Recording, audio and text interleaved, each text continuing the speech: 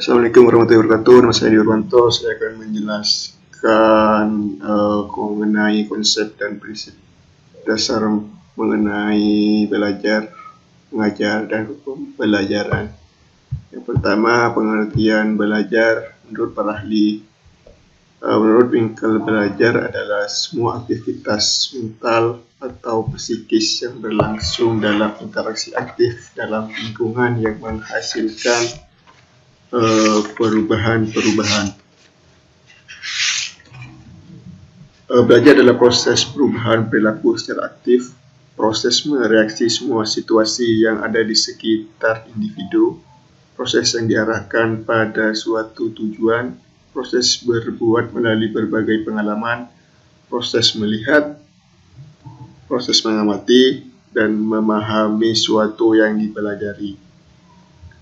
Belajar adalah proses atau interaksi dalam diri individu atau dengan orang lain untuk memperoleh ilmu pengetahuan baik dalam segi kognitif, afektif, dan meliputi psikomotorik, kemudian mampu menerapkan ilmu tersebut dalam kehidupan bermasyarakat untuk memecahkan masalah yang ada.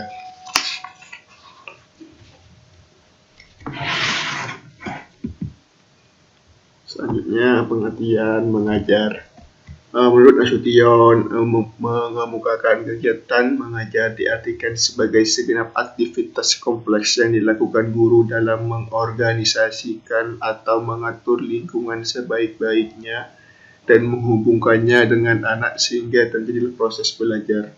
Dengan demikian, proses dan keberhasilan belajar ditentukan oleh peran yang dibawakan guru selama interaksi proses belajar mengajar berlangsung. Oleh karena itu, mengajar tidak hanya sekedar menyampaikan informasi yang sudah jadi dengan menuntut jawaban verbal, melainkan suatu upaya integratif ke arah pencapaian tujuan pendidikan. Dalam konteks ini, guru tidak hanya sebagai penyerap informasi, tetapi juga bertindak sebagai direktur dan fasilitator of learning.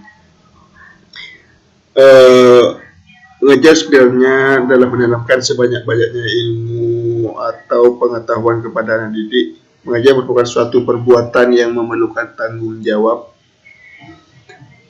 moral yang cukup berat. Berhasilnya pendidikan pada siswa sangat bergantung pada pertanggungjawaban guru dalam melaksanakan tugasnya.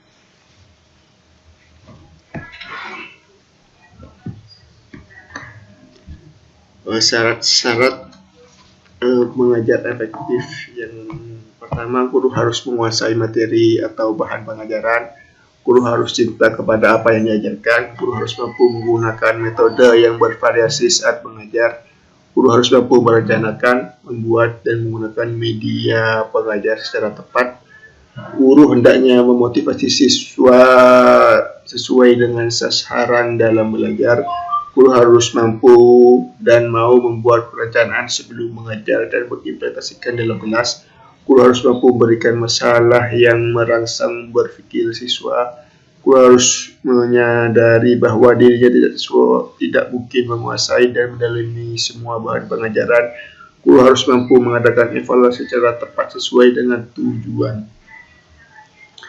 Untuk selanjutnya, pengertian pembelajaran. Menurut Gardner dan Briggs, pembelajaran adalah suatu sistem yang bertujuan untuk membantu proses belajar siswa yang berisi serangkaian peristiwa yang dirancang disusun sedemikian rupa untuk mempengaruhi dan mendukung terjadinya proses belajar.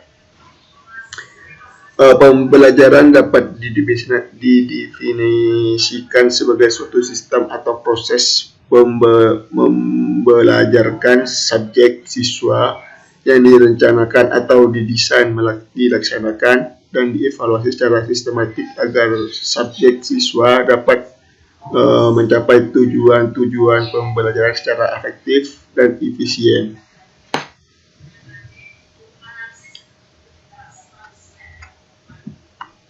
Selanjutnya, komponen-komponen pembelajaran yaitu yang pertama, siswa. Seorang yang bertindak sebagai pencari, penerima, dan penyimpan isi pembelajaran yang dibutuhkan untuk mencapai tujuan. Yang kedua yaitu guru. Seorang yang bertindak sebagai pengolah, fasilitator, katalisator, dan peran lainnya yang memungkinkan berlangsungnya kegiatan belajar mengajar yang efektif. Yang ketiga yaitu tujuan. Penyertaan tentang perubahan perilaku kognitif, psikomotorik, dan afektif yang diinginkan terjadi pada siswa setelah mengikuti kegiatan pembelajaran. Yang keempat yaitu isi pelajaran. Segala informasi berupa fakta, prinsip, dan konsep yang diperlukan untuk mencapai tujuan. Yang